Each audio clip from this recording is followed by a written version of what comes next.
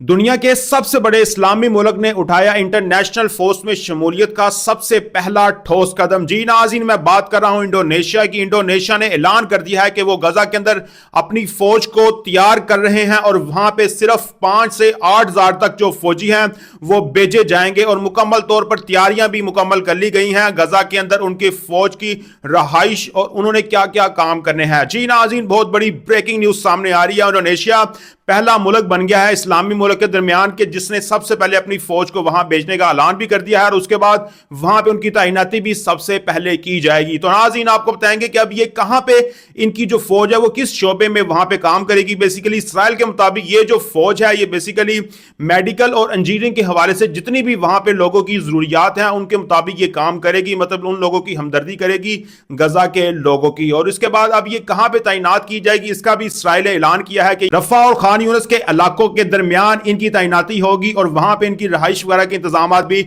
मुकम्मल कर लिए गए हैं। और इसमें इंटरेस्टिंग बात यह है कि इसराइल को अभी तक इंडोनेशिया ने तस्लीम भी नहीं किया, तो बगैर किसी सफारती तल्लुकात के ये जो फौज है वहां पे तैनात की जा रही है और गजा बोर्ड ऑफ पीस में भी इसकी शमूलियत है। लेकिन उनके सदर ने यह कहा कि ये जो हम अपनी फौज भेज रहे हैं क्योंकि हमने डोनाल्ड ट्रंप से यह वादा किया था कि हम अपनी फौज वहां भेजेंगे ताकि गजा के लोगों की अमदाद की जा सके। और उसके अलावा इसमें इंटरेस्टिंग चीज यह है कि 1967 के बाद यह पहली कोई गैर मुल्की फौज होगी जो गजा के अंदर तैनात होगी, क्योंकि 1967 से पहले 1948 से 1967 तक मिस्र की फौज ने सारा का सारा कंट्रोल संभाला हुआ था गजा का। लेकिन 1967 में जंग छिड़ती है जिसमें इस्राएली फौज 2 दिन के अंदर गजा के ऊपर काबिज हो जाती है, क्योंकि अक़वाम मुत्तहिदा के अदारे यूनेफ ने कहा था मिस्र को कि आप अपने फौज जो है वो वहां से हटा लें। तो मिस्र ने जैसे ही फौज हटाई तो उसी दौरान ही गजा का जो सारा का सारा कंट्रोल है वो इस्राएली फोर्सेज ने संभाल लिया और उसके बाद